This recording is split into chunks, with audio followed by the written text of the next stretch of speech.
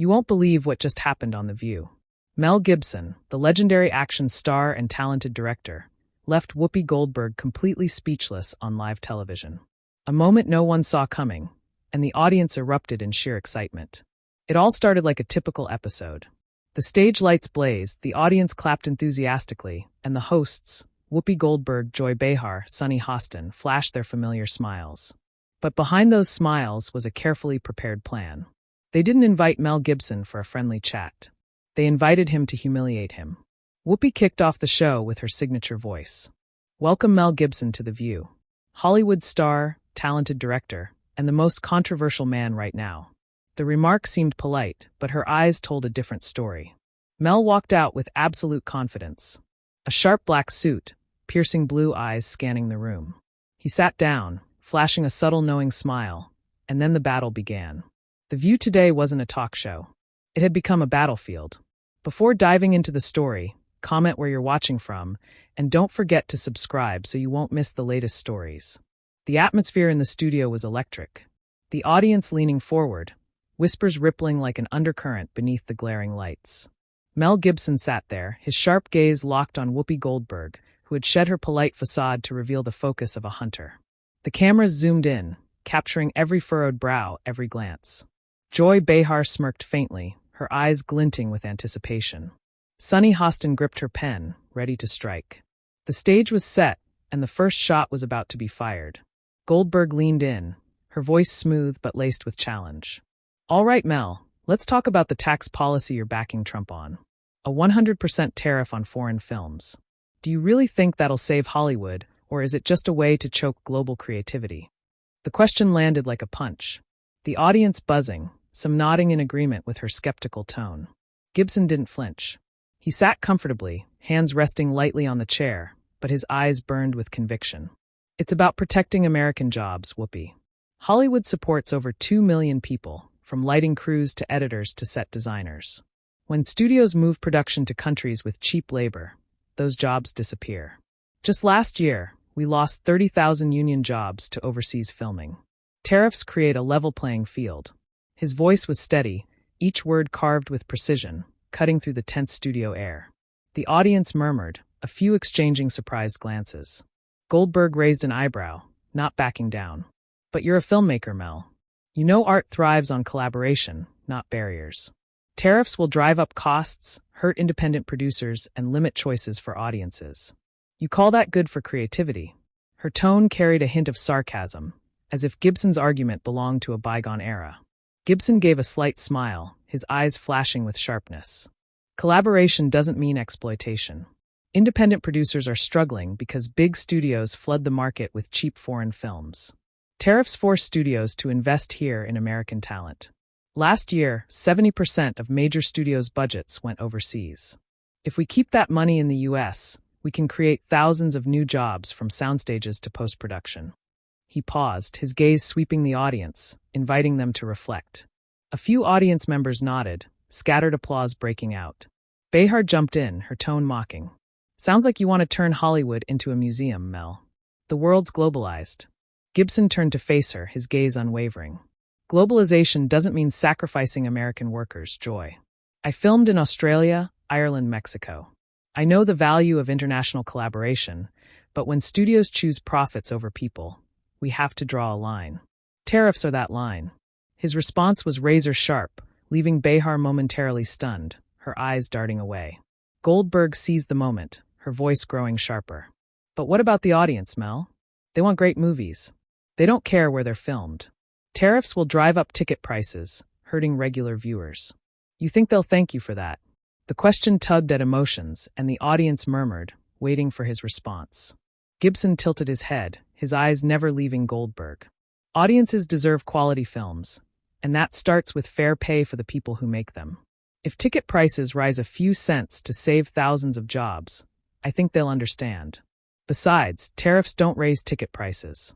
They force studios to cut their sky-high profits. Last year, the CEOs of the top 3 studios pocketed over $200 million, while set workers scraped by on temp contracts. Who's really hurting the audience, Whoopi? His response was a direct hit, sparking a wave of louder applause from the audience. Hostin, who had been silent until now, spoke up, her voice calm but sharp. Mel, you talk about jobs, but tariffs could spark a trade war. Other countries will retaliate and Hollywood will lose its export markets. Have you considered that? Her question was like an arrow aimed at a strategic flaw. Gibson nodded, his eyes acknowledging the question's sharpness. I have, Sonny. But Hollywood isn't a helpless victim. We lead the world in cultural exports. $15 billion in American films sold abroad each year.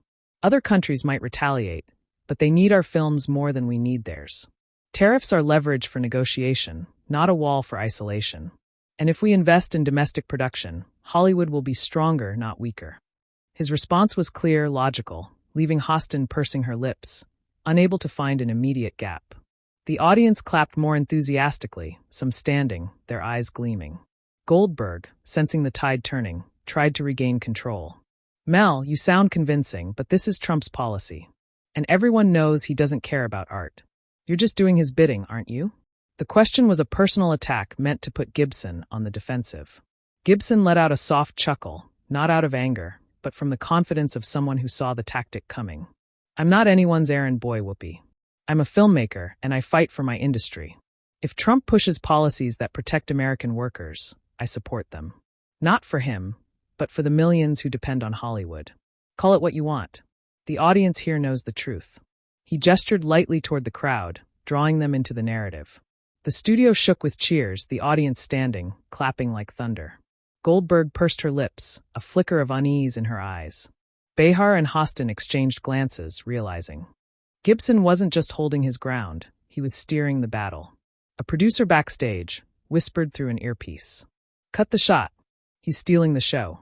But the cameras kept rolling, capturing Gibson turning an attack into a razor-sharp counterstrike. The audience in the studio was still buzzing, the applause from the tariff debate fading, but the energy in the air remained electric. Mel Gibson sat upright, his gaze calm yet piercing like a fighter who'd survived the first round and was ready for the next. Whoopi Goldberg, though maintaining her composed exterior, gripped the table slightly, her eyes glinting with determination to reclaim the upper hand. Goldberg took a deep breath, her voice lowering, taking on a grave tone. Mel, you talk a lot about jobs, but let's be real. You're one of Trump's most vocal supporters, a president many say is dividing America. Are you proud to stand behind him? The question was like a dagger aimed at Gibson's political loyalty, making the audience gasp softly, awaiting his response. Gibson tilted his head, his gaze steady, but a faint smile flickered as if he'd anticipated this move. I support anyone who puts Americans first, Whoopi. Trump's not perfect, but look at the results. Before the pandemic, U.S. unemployment hit a 50-year low, 3.5%. Black workers, women, and minorities had more stable jobs than ever. That's why I back his policies, not the man himself. His response was clear, grounded in data, but carried the weight of someone who'd thought it through. The audience murmured, some nodding, swayed by the specificity. Goldberg, not letting Gibson gain the upper hand, leaned forward, her voice sharper. But politics isn't just numbers, Mel. Trump has fueled division. His speeches, his immigration policies. Don't you see that hurting the country, or are you just worried about your own wallet? The question was personal, meant to push Gibson into a corner, and a few audience members clapped in approval. Gibson remained calm, his fingers lightly tapping the table, his gaze sweeping the audience before returning to Goldberg. Division comes from both sides, Whoopi. I've traveled across America, from small towns in Ohio to big cities like Los Angeles. People don't want to argue about speeches. They want jobs, safety, and a future for their kids. If Trump delivers that, I support him. But I've criticized him when needed, like how he handles the media. I'm not blind. He paused, his voice lowering. What about you? Have you ever wondered if this show fuels division by only inviting people who share your views? Gibson's question was like a bomb, igniting cheers mixed with laughter from the audience. A man in the back row stood clapping, his eyes blazing. Goldberg froze, her lips pursed, clearly caught off guard by the counterattack. Behar, quick as a whip, jumped in to salvage the situation. Oh, Mel, don't pretend to be neutral. You're Trump's guy, and everyone knows what he stands for. Conservative, outdated. You think the world's going back to your era. Her tone dripped with sarcasm, but her eyes betrayed a hint of worry. Gibson laughed, a short but confident chuckle. Joy, I'm not trying to turn back time. I want an America where people are heard, not dictated to by the media or shows like this. I've been making films for over 40 years. And I've learned one thing. Human stories, not politics, are what connect us. Trump, Biden, or anyone else, I only care about policies that help people live better. His response was sincere yet sharp, prompting the audience to clap again, this time louder, like a wave crashing through the studio. Hostin, sensing the tide turning, spoke up with a calm but piercing voice. Mel, you talk about listening to the people, but Trump's often criticized for ignoring minority communities. As someone with influence, don't you think you have a responsibility to speak out when he goes off course? Her question was clever, targeting Gibson's personal ethics, silencing the audience as they waited.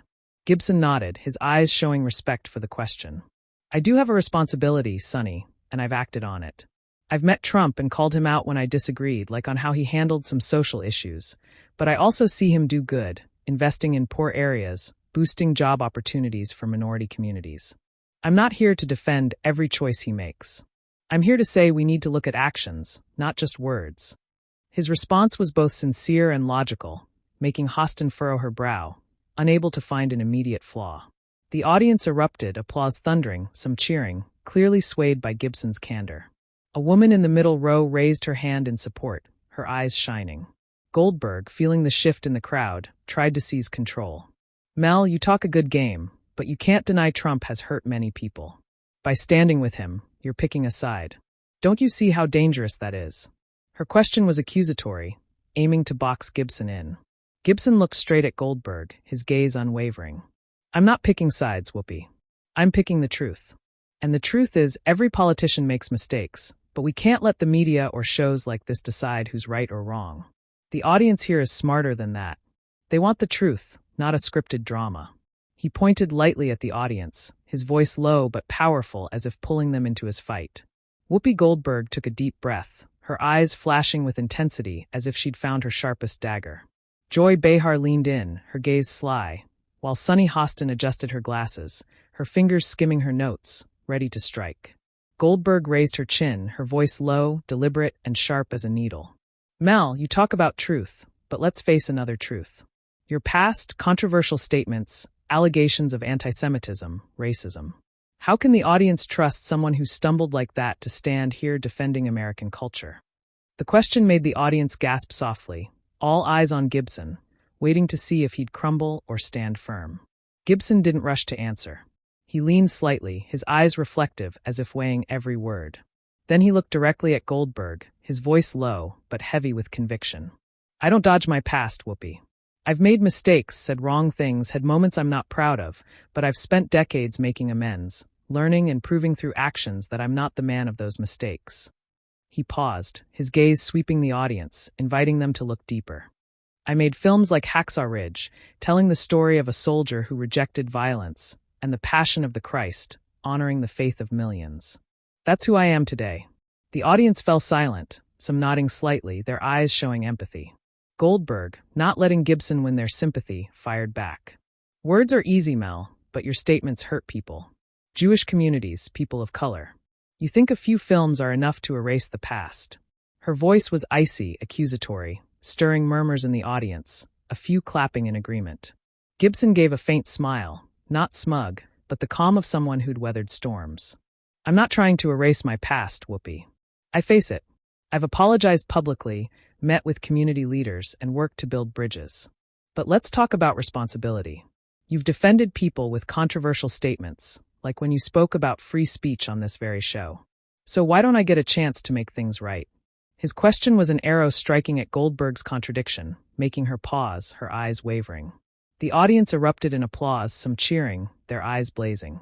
Behar, sensing the tide turning, cut in with a mocking tone. Mel, don't dodge the issue. You said unacceptable things.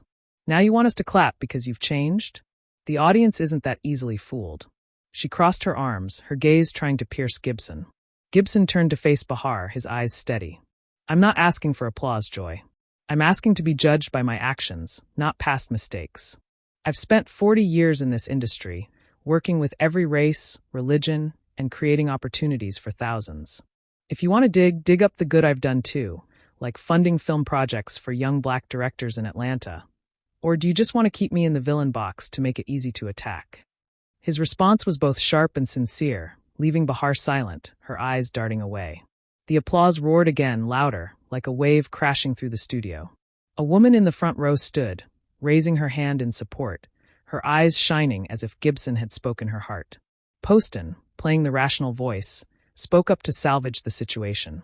Mel, I respect your efforts, but the audience needs consistency. How do they know you've truly changed, not just acting to save your reputation? Her question was smart, targeting Gibson's credibility, silencing the audience as they waited. Gibson nodded, his eyes showing sincerity. Consistency isn't perfection, Sonny. It's getting up after every fall, doing what's right, and never stopping learning. I'm not acting. I live what I believe. If the audience wants to know who I am, look at my work, the people I've helped, and the stories I tell through my films. They'll see a man who faces his mistakes and always tries to do better. His response was like a vow, making host lower her head slightly, unable to find an immediate flaw. The audience exploded, cheers echoing, some standing, their eyes gleaming. Goldberg, sensing the crowd siding with Gibson, tried to regain control. Mel, you talk about actions, but your past is still a big shadow. You think the audience will forget just because you tell a few touching stories. Her voice was accusatory, but it lacked its earlier strength, as if she was losing ground. Gibson looked straight at Goldberg, his gaze unwavering. I'm not asking the audience to forget, Whoopi. I'm asking them to see the whole me, mistakes, efforts, and what I've built. If you want to judge me only by my past, you're denying everyone's right to change. And I know the audience here is smart enough to see beyond sensational headlines. The studio shook with cheers, the audience standing, applause crashing like waves. A producer backstage shook their head, whispering through an earpiece, "He's running the whole show." Goldberg gripped her hands tightly, her eyes betraying tension. Bahar and host sat silently, exchanging worried glances. Gibson, with calm but commanding presence, had turned a personal attack into a powerful counterstrike, leaving the view reeling. Gibson, still composed, adjusted his collar slightly, his eyes burning like an unquenched flame. Goldberg's voice was low but sharp as a blade. Mel, you talk about change, but let's look at the bigger picture. You support Trump, who many say threatens free speech with his media attacks and threats to sue the press. As a filmmaker, don't you see that as dangerous? The question was like a cannon shot aimed at Gibson's ethics, making the audience whisper softly, their eyes fixed on him, waiting to see if he'd stand or fall. Gibson tilted his head slightly, his eyes locked on Goldberg, a spark flashing as if he'd been waiting for this moment. Free speech is the heart of America, Whoopi. I've lived long enough to see it tested, from Hollywood to politics. But let's be clear, free speech isn't the right to say anything without consequences. It's the right to debate, to challenge, and to defend your views. I don't agree with everything Trump does, but I see a bigger threat: media cherry-picking truths to serve their agenda. His voice was low, each word etched into the air, making the audience fall silent, hanging on his every word. Goldberg furrowed her brow, her voice sharper. Media cherry-picking? Mel, are you talking about us? The View is a place for debate, for asking questions. Can't you handle being challenged? The question was aggressive, meant to push Gibson onto the defensive, prompting a few audience members to clap in approval. Gibson smiled, a subtle but razor-sharp smile, like a swordsman ready to deliver a decisive blow. I welcome a challenge, Whoopi. But what I see here isn't debate. It's a scripted setup to tear down anyone who doesn't share your views. I've watched this show long enough to know conservative guests rarely get a fair shake. You call that free speech? He paused, his gaze sweeping the audience, drawing them into the dialogue. I think the audience here deserves to hear both sides, not just a pre-edited story. The audience erupted in cheers, some standing, their eyes blazing. Bahar, unable to stay silent, cut in with a mocking tone. Mel, are you playing the victim now? We invited you here. Gave you a chance to speak. If you can't take the heat, stay out of the kitchen. She crossed her arms, her gaze trying to pierce Gibson. Gibson turned to face, his eyes unwavering. Joy, I'm not afraid of the heat. I've made films. Through controversies, taken flack from all sides, and I'm still standing. But free speech isn't inviting someone on just to turn them into a punching bag for laughs. I've got a little gift to prove it. He signaled his team, and a large studio screen lit up, playing a short montage. Clips of The View attacking conservative guests, from interruptions to mockery, sharply edited from past episodes. The audience was stunned, whispers rippling through the crowd. A woman in the back row covered her mouth, eyes wide with shock. The clip ended with a question from Goldberg in an old episode. What's free speech if we can't laugh in the face of wrong opinions? Gibson looked straight at her, his voice low but resonant. Whoopi, if free speech is laughing in someone's face, then this show isn't a debate forum. It's a stage for performance. The audience deserves better. The studio exploded. Cheers and applause crashing like waves. The audience standing. Some shouting Gibson's name. A man in the front row raised his fist, eyes blazing. Goldberg, for the first time, looked flustered, her hands gripping tightly, her eyes wavering. Hostin tried to salvage the situation, her voice calm but urgent. Mel, you're attacking us, but free speech includes the right to criticize. Can't you accept that? Her question was clever, but it lacked power before a crowd leaning toward Gibson. Gibson nodded, his eyes showing respect, but his voice was unrelenting. I accept criticism, Sonny. But criticism should be fair, not a staged performance to take down an opponent. I've made films long enough to know a good story needs all perspectives, not just the director's. The View could be a great story if you dared to let the audience decide instead of steering them. His response was like a call to action, making Hostin lower her head slightly, unable to find a flaw. The audience erupted again, cheers echoing, the stage lights seeming to pulse with the crowd's heartbeat. Goldberg, sensing the battle slipping away, tried to regain control. Mel, you talk about fairness, but you're standing here defending a man who's called the media the enemy. Don't you see the contradiction? Her voice trembled slightly, as if she knew this was her last shot. Gibson looked straight at Goldberg, his eyes blazing, his voice low but commanding. I'm not defending anyone's words, Whoopi. I'm defending the right to speak, to debate, to be heard. If the media or this show wants to play gatekeeper of truth, then open the gate and let all ideas in. The audience doesn't need a guide. They need the truth. And I trust they're smart enough to find it. He pointed to the audience, his voice resounding like a proclamation. The studio felt like it had just been hit by an earthquake, the air still trembling after the climactic showdown over free speech. The audience stood, eyes sparkling, cheers fading, but the echo lingering in every corner of the stage. Mel Gibson sat upright, his gaze calm, but glinting with a hint of pride, like a warrior who'd just vanquished his final foe. Whoopi Goldberg, hands limp on the table, stared blankly as if trying to process what had just happened. Joy Behar, her silver hair disheveled, bit her lip, eyes lost. Sunny Hostin, hand resting on crumpled notes, bowed her head like a lawyer who just lost the biggest case of her career.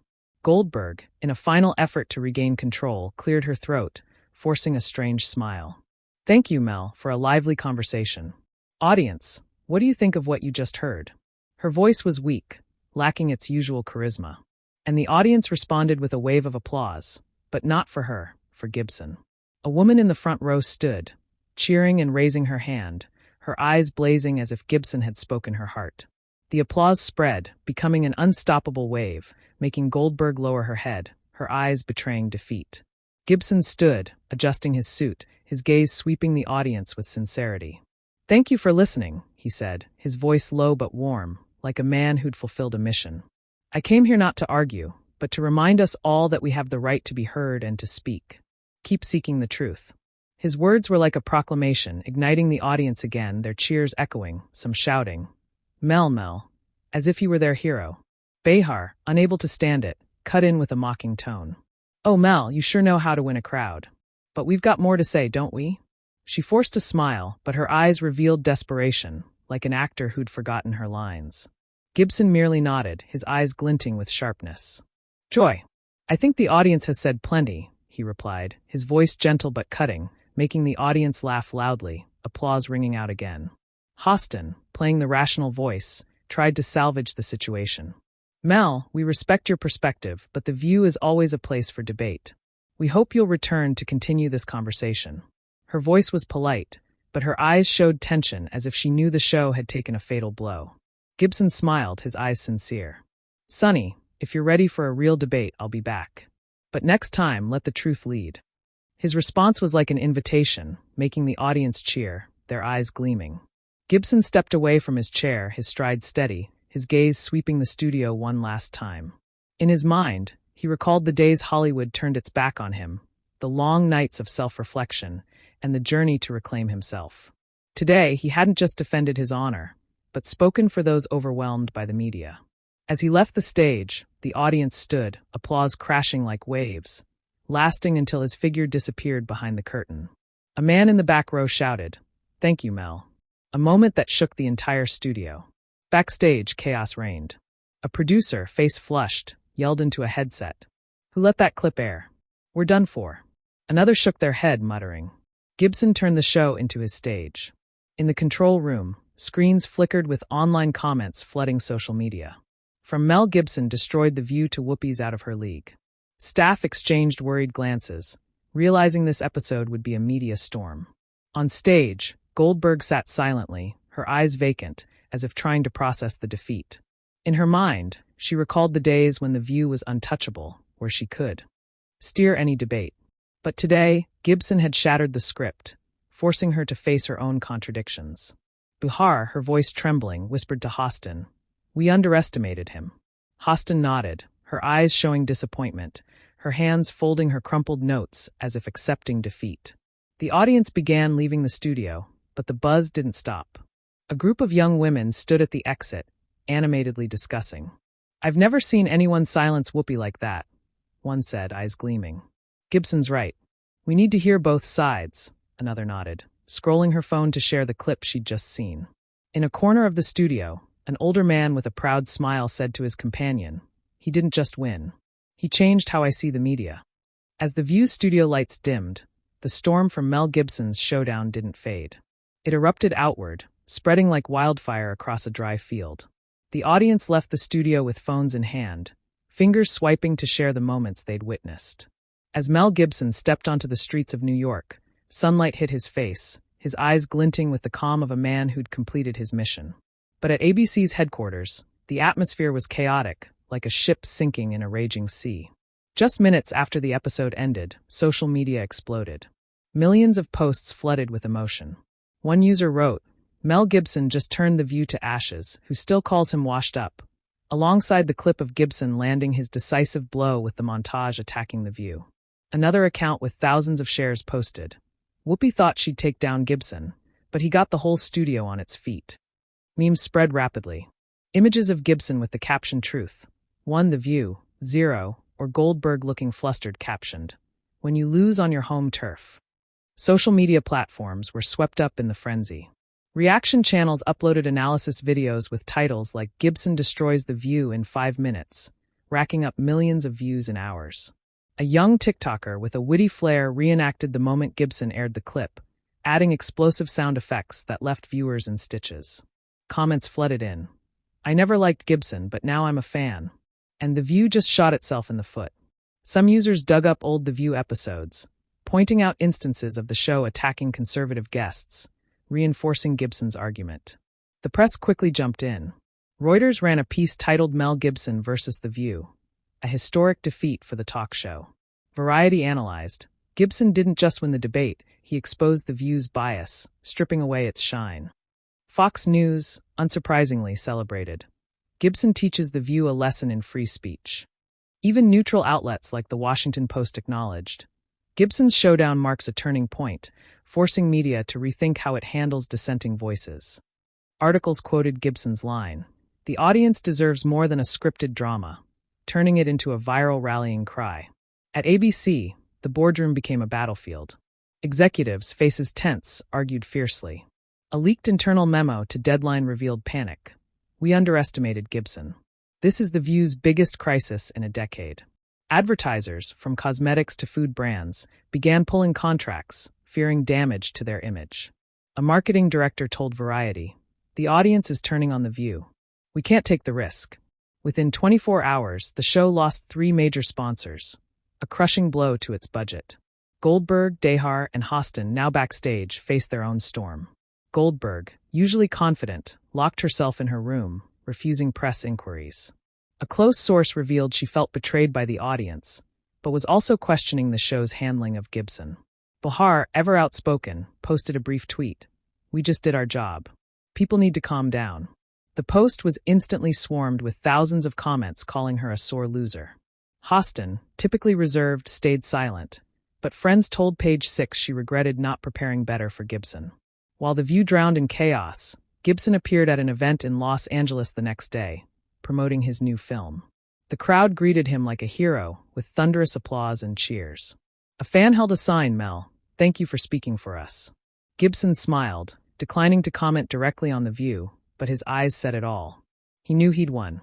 In a brief Variety interview, he said, "I didn't come to destroy anyone. I came to remind people that the truth is always worth fighting for." The quote was shared millions of times, cementing Gibson's image as a symbol of resolve. On social media, the battle raged on. Gibson's fans launched a page, Mel Gibson, Truth Defender, gaining tens of thousands of members in hours. Posts dissecting his The View line, from tariffs to free speech, spread widely. Conversely, some The View supporters tried to push back, arguing Gibson just played the victim, but their voices were drowned out by the wave of support for him. One post captured the sentiment: Gibson didn't just beat The View. He made us question the media. As the day passed, the episode's impact became clear. Media analysts predicted The View would need to revamp its format or face long-term audience loss. Some loyal viewers expressed disappointment, one writing on Instagram, "I love The View, but they got it wrong this time." Gibson's right. We need both sides. Meanwhile, Gibson, with the calm of someone accustomed to storms, continued his path, his new film garnering more attention than ever. The media storm from Mel Gibson's The View showdown gradually subsided, but its ripples spread far, like circles on a still lake. While social media and the press buzzed with analyses, The View studio now stood quiet, its lights dim like an abandoned arena after a fateful battle. Mel Gibson, back in Los Angeles, walked under California sunshine, his eyes carrying the calm of a man who'd conquered his greatest challenge. But the legacy of that day didn't belong to him alone. It belonged to the millions who watched, who began to see the media through new eyes. At ABC, The View faced an uncertain future. High-level meetings dragged on, with executives debating how to save the show. An internal report shared with Variety revealed a 15% drop in viewership in the week following the episode, a figure that rattled remaining sponsors. The editorial team was forced to hold media ethics training sessions, emphasizing respect for opposing viewpoints. Some loyal viewers remained supportive, but many others, through Instagram posts, expressed disappointment. "The View used to be where I found truth, but now I see they just want to win." The show, once an icon of American talk shows, stood at a crossroads, change or fade into obscurity. Whoopi Goldberg, in the days that followed, retreated into silence. A close friend told People that she spent hours reflecting, reading social media comments to understand why the audience turned away. Though she didn't publicly admit defeat, she began considering inviting more diverse guests, a small but significant shift.